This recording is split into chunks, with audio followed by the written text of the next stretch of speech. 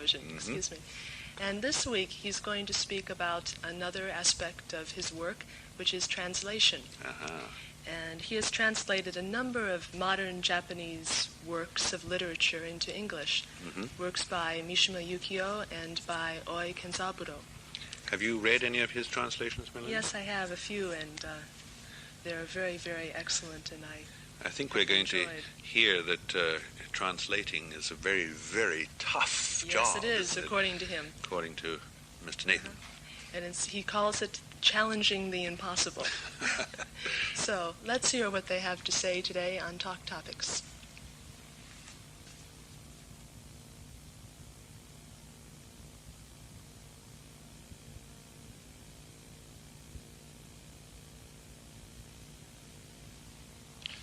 We are going to talk about the intricacies of translation between such remote languages as Japanese and English.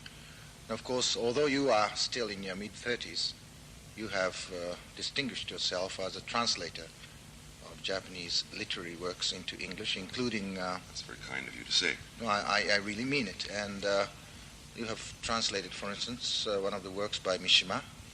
Yes. One by... or two by Oe Kenzaburo, yes, am I right? Yes. And several essays by... A number of short stories by a variety of primarily modern writers, yes. Now, I'm very curious to know what is your philosophy of translation, if you know what I mean. Well, I don't have anything nearly so evolved as a philosophy, but I do have a kind of series of goals, each of which is undoubtedly impossible for me to meet, but which I work by when I am attempting the virtually impossible task of translating from Japanese to English. I think it's possible to divide the process into sort of three steps, each of which in its own way is impossible to do as well as I think it ought to be done. The first would require of me, the translator, that I become the ideal Japanese reader of the text written by whomever it is that I'm translating. If I'm doing Oe Kenzaburo, I should be Oe's best reader in Japanese, which means I should catch and read as sensitively whatever it is he's written as any reader can. I should be his ideal reader. Well, that's already virtually impossible since, in fact, Japanese is not my native language, and although I've worked very hard on Japanese and have read a lot of it and so on and try very hard to read as deeply as I can, I'm never foolish enough to suppose that I, in fact, read his text as deeply or as finely, as sensibly as would someone of my own background who, in fact, had his native language as Japanese. So that's step one. Already I've failed Oe according to these standards that I have. Step two requires of me that I have the imagination and the capacity to understand how to provide stimuli to the English reader which will evoke in the English reader the same kinds of feelings that I, as the ideal Japanese reader, have experienced. This is a very special trick and is very, very difficult, particularly in the case of Japanese into anything, since there are virtually no bridges remaining. It's a very difficult process and one which ultimately ends in a kind of failure. But my own theory is that, in fact, to be faithful to the original text, which is something which is spoken of a great deal when one talks about translation, in this case may often require that one depart radically from the original text, which I do with virtually no hesitation at all. That is, red to a Japanese may in fact mean purple to an English speaker, to choose not a real example, but just a kind of exaggerated hyperbole. I think, in fact, that's often true. So I try not to trammel myself or to burden myself in this second stage with attempts to follow the Japanese original, except as I feel its intent and nuance is concerned. The third stage of the translation game, of course, requires of me as an American that I write English as well as Oe Kenzaburo writes Japanese, which is once again, in my case at any rate, an impossible order. So that, for example, if James Joyce certainly one of the finest, if not the finest, probably master of modern English that I know. Knew Japanese as well as I had known Japanese as well as I do. There's no question but that he would be the world's greatest translator of Japanese into English. James Joyce had other things to occupy his time with and didn't learn Japanese. Therefore, we don't have him as a translator. But as you see, at any rate, each of these processes, each stage of this complicated process, from my point of view, involves a kind of shortcoming. The total effect on me is that although I've labored over texts and translated them and spent a lot of time, and often spend much more time translating them than the original author spent writing them, if I'm asked by someone what to read, and if I know the person reads Japanese as well as English, I immediately make sure that they go to the original Japanese rather than to my translation, since there's no question in my mind but that in almost every case, the original is far better. Different and also better, I should say. There are examples, of course, in the history of translation in which something has fared better in its foreign guise than its original. There are famous examples of this. Edgar Allan Poe, for example, as you know, is considered in French letters, particularly in the translations of Baudelaire and others, to be a far greater writer than he is considered in his native tongue. I've heard it proposed, though I think it's ridiculous, that the Tale of Genji may in fact be a greater work in English than that. I think is nonsense. By Arthur Waley? By Arthur Waley, and now, of course, there'll be a new translation by Seidensticker, which I'm sure will be a marvelous performance. I can say quite easily that I've never translated anything which is better in my translation than it is in the Japanese original. There's just no question about that. What is your reaction to this oft-quoted Latin proverb which says in Japanese, "Honyaku wa hannyaku nari"? I'm very curious to know what your reaction is to this. Well, I mean, that's a kind of pun, and to take it as far as a pun is fine. I mean, I personally feel not at all that I am betraying my author, but in fact that I'm serving him. And it's when I'm translating at my best and hardest that I feel, in fact, most closest to the writer that I'm working on. I don't feel as if I'm a traitor to his intent. On the contrary, I feel that I hoped to expend all of my energy as a translator in an attempt to preserve what I value about the original. Otherwise, I wouldn't translate. As a matter of fact, I do translate very little, less and less all the time now, since there is not very much anymore. I find that I can value sufficiently to find the energy to translate, since it's an enormous task for me. And since I rewrite it again and again and again and go through a long, painstaking process in the attempt to render it, however awkwardly, into English. I have translated about 10 English works into Japanese in the behavioral sciences, not in literature.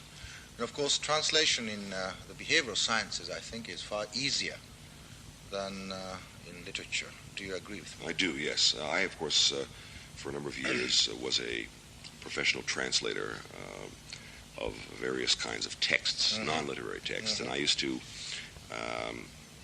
take an enormous ream of paper and put it through a typewriter so that I didn't have to change pages, and then I would have a great pile of Japanese manuscript here, and I would translate as quickly as my fingers could move across the keys, and I would never correct a word. I mean, I would just do this hour after hour. I used to translate entire English quarterlies from Japanese by myself, and so that I know that it's possible to become very adept. But when you're working with literature, you're working with matters of tone and style and integrity of the work and so on, which is really a different dimension, it seems to me, of translation, and one which is, in many ways, certainly as creative as, for example, the task of the conductor. I often think that the conductor of a symphony orchestra bears a not entirely unsimilar relationship to the original composer that the translator bears to the original author, to take one example. I'm also curious to know what your reaction is to what either Goethe or Schiller perhaps said, to the effect that no matter how bad a translation may be, that translation is better than no translation. Now, how would you react to that sort of statement? Well, I would agree with that. I think in general, certainly in principle, I would agree with that. The problem, of course, when Goethe or Schiller, I don't know which gentleman made I this forgot which proclamation, perhaps didn't realize how very bad a translation from Japanese can be. There are examples, for example, in the case of Natsume Soseki, to take one good case, of early translations done by Japanese who had spent 6 months in London in 1911 and who returned and did us the favor of rendering Botchan and other early Soseki works into English, which is so laughable and so ridiculous and so ghastly, ultimately, that no one in his right mind would take the thing at all seriously. It would be read as a kind of charming petal of a flower from the Orient, and it served only to intensify the kinds of misunderstanding and bias, which already were rampant, quaint, exotic, humorous, in a kind of laughable way. So in these cases, I think I have to disagree. In those cases, in fact, it's better that we do not have those translations of Soseki and others who suffered in the early stages of sort of Japanese and Western contact at the hands of...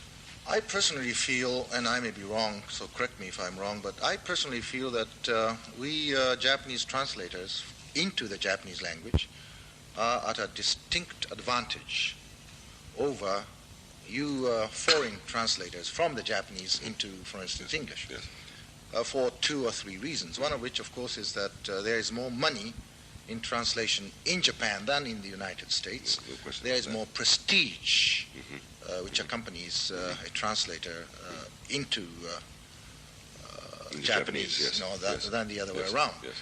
Plus the fact that we Japanese seem to be rather tolerant of the ungenuine, mediocre Japanese in translated works, which I think is a natural concomitant of translation between such remote languages as English and Japanese. I don't agree that it's whereas what I was about to say was that Americans and Britons seem to be rather intolerant of what we might call translationese or honyakucho in English. Yes. Am I right? You're right, yes. To take the last of your assertions first, it's certainly true that the Japanese reader is, it seems to me, able to accept what, in my own experience, is a ghastly rendering of a text. And much of what goes on in this country under the guise of literary Japanese translation is very, very bad. So that, for example, it's well known that Faulkner, for example, who was a writer who delved into finely differentiated kinds of Southern dialect, is all rendered in a kind of pseudo-tohoku zuzuben in Japanese. But everybody who's read Faulkner in Japanese has no idea what Faulkner is about. The same is true of Mark Twain and others. And there's a kind of pattern which goes. I don't think this is a natural concomitant, however, of the process. I think it's just a matter of bad translation. And most Japanese translators are not very good because, I mean, it happens that there are too many of them, which gets me back to the first of your assertions, which is that the Japanese translator can make a lot of money. It's a big business here. I think this is the only country in the world, probably, where the translations of Pascal or of Dostoevsky or of Tolstoy automatically ensure the translator of a considerable income and, of course, prestige as well. That's certainly not the case, unfortunately, in America, where translation is a kind of red letter operation, a deficit operation. One has to work and make some money somewhere else in order to afford to sit down and translate what one feels is valuable. I think it was Professor Keene, Donald Keene of Columbia, who said something to the effect that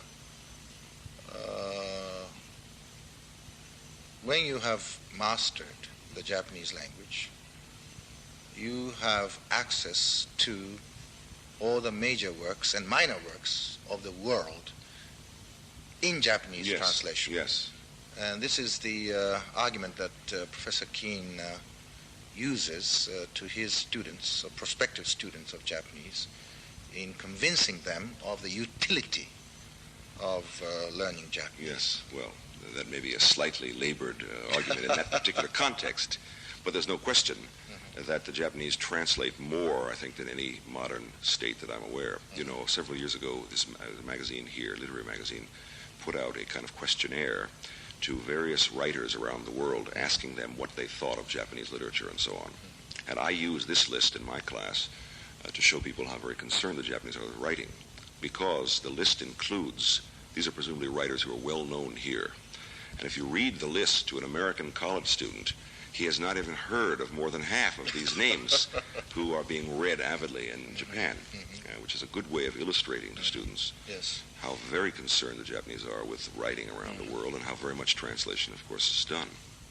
Again, this reminds me of some statistical data which I got hold of several years ago.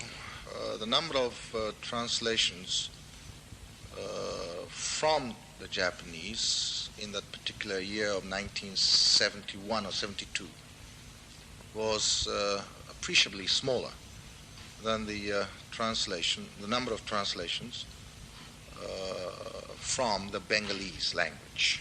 Is that right? Which That's shocking. That was shocking. And therefore, of course, the Bengalese may think that that's perfectly normal. I'm not aware of what goes on in Bengalese, but it's surprising. Actually, it's not surprising, since, in fact, Japanese translation is very difficult, and there's a rather small audience for it. Publishers do not do their best, it seems to me, to see and to ensure that the best of Japanese writing is translated into English. And there are enormous holes, of course, still gaping in the canon of translated Japanese literature, to take only the literature as an example. May I assume that you're not going to wear the hat of the translator anymore? Well, yes or no? No, I will continue to translate That occasionally. Is you are going to? Occasionally, yes. There are certain things that I want to translate, but I don't imagine that I'll be considering myself primarily a translator anymore. Thanks a lot. Pleasure. Fascinating. Yes, well, he certainly makes translation seem like a very, very tough assignment, doesn't he? I think he's probably right. And it's fascinating to me how he explained the process of going about translating and how he must get to really know the body of work of an artist and know about his life and his intention. Certainly, I think his 3 steps were he put them across very clearly, and I had never thought of step 1 quite as he did. I think he explained it very well. It's a great burden on the translator. Yes, sir. Or should I say, yes, Ms. Well, as we usually do, we've taken out 3 words from the interview to draw to your attention. You probably heard them. You must have heard them. Whether you noticed them is another question. So what about our first one, Melanie? The first one is the word render. To render. Well, first, Melanie, how did Mr. Nathan use it in the interview? He spoke about rendering something into English, or rendering it into Japanese. In other words, here it's used meaning to translate, to take something from Japanese and put it into English, to render it. I think literally render means to give. To render something to somebody, to give something. Yes, it has a number of meanings. To translate, to give, to render tribute, like taxes, for example. Yes, and what's our next one? The second one is translation ease. Translation ease. It's a tongue twister. Yes, it doesn't mean that translation is easy, does it? No, it doesn't. It's not E-A-S-E, it's E-S. It's E-S-E. Can you explain that well, Melanie? Well, the suffix ease, as I'm sure most of our viewers know, means language. Yes. And so translation ease means the language of translation. What's another similar type word? Well, journalese. Journalese, the language of journalism. Chinese, the language of the Chinese. Yes. So Nathan talked about the translation ease, or was it Kunihira Sensei? I'm afraid I've forgotten, actually. But it's a specialized language, a specialized style that is used in translation only. Yes. And our last one? Final word is stimulus. Stimulus, and the plural? Stimuli. Stimuli, as opposed to stimuluses. We have many words like that, don't we? But first, what do we mean by stimulus, Melanie? Well, a stimulus is something that excites or promotes or quickens a feeling or an action. An action. Yes. So we can ask, say, what is the stimulus for your behavior or something like that, or what stimulates force you, behind the force behind it, Yeah. yes, that drives you on. What other words do we have, or an example perhaps, Melanie, of a word which doesn't have an S for its plural?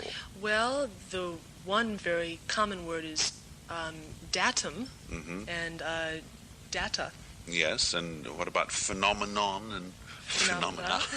Strange Right. phenomena. Strange phenomenon is that, as inevitable as always, what are we doing, Melanie? We're running out of time. But it's are we? not so strange, Ken. It happens every time. We have to say one or two cliches like we were talking about last week, that we hope we'll see you again next week. Look forward to it very much indeed. So, until then, it's goodbye, I suppose. Goodbye. See you soon.